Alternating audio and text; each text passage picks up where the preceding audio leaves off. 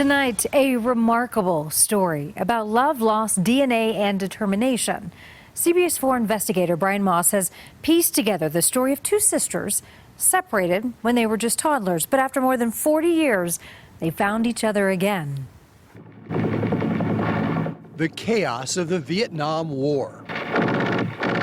These two sisters, Bernie and Rose, caught in the pandemonium as Saigon is falling. Their father, an American soldier, their mother, South Vietnamese. There were a lot of rumors with the North Vietnamese, the Viet Cong, entering Saigon that there would be women who had Amerasian babies would potentially be tortured. But in the confusion, 2-year-old Rose wanders off and disappears. Rose and Bernie's mother searches frantically, but with time running out to escape, she ultimately faces an impossible choice. The choice that she had to make as far as, do I stay and face consequences of the unknown to stay and look for my daughter, or do I escape and meet up with the father of the daughter that I do have? The U.S. evacuates 4-year-old Bernie and her mother without Rose. I can't even imagine making that choice. I have 2 sons, and I just can't surmise having to be in that position that my mother was in. Bernie, her mother and father eventually settle in Colorado. It was pandemonium. When she presented this TED Talk in Denver in 2016, she talked about that little sister who left a hole in her heart. My sister disappeared.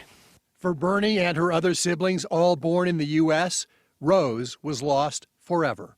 I thought we would never find my sister. We're gonna have you sign so she can see it. Okay. Are you shaking? Yeah, I'm really nervous. They're coming. But 43 years and 9 months after losing each other, a day they will never forget.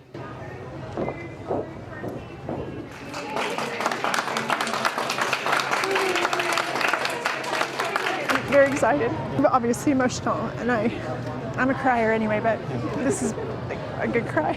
I'm still shocked. I feel like my leg is shaking. A family lost, a family found. As it turns out, 2-year-old Rose was found on the streets of Saigon, adopted by a Vietnamese woman and renamed Vanessa. Her adoptive mother raised her as her own, never telling her the true story of her family. And it just grew more suspicious and more things. Vanessa and her adoptive mother also emigrated from Vietnam to the U.S. when Vanessa was 11. And finally, just last May, her adoptive mother told her the truth. And the first thought I had in my head was, I need to go and find my mom. She might be looking for me. She entered her DNA into this database. And in December 2 months ago, a stunning result. Her big sister was alive and in Denver. I was like, oh my God, this is it? Oh my God, this is the confirmation. Which led to this extraordinary reunion. Did you think you'd ever be sitting next to your sister, really? No, I never thought that we were ever going to find Vanessa Rose. Never, ever have that thought in my mind. And I like a lot of the houses here too. They spent a long weekend last month getting to know each other again, talking, sharing, crying, and connecting, as only sisters can. I feel like this is home, Bernie. And Vanessa got to know her other siblings. I don't know how long you've been searching, but for me, it's been a very long time. So these last 36 hours, I still can't believe it. It's surreal that you're here sitting next to me. But their joyous reunion was tinged with sadness. Vanessa learned her biological mother, who she so wanted to find, had died 7 years ago. I didn't want to tell you this, but Mom passed away. And it felt like 1,000 of just that heavy weight that just drops. Bernie says their mother died of a broken heart, devastated she could never find Rose. I know she's here. I know that she's involved. And she said, I want to have my children together. So she's here. These two little sisters, now grown women. I'd like to have a toast to our mother. Once lost, now found, hoping their story inspires others to never stop searching for their families.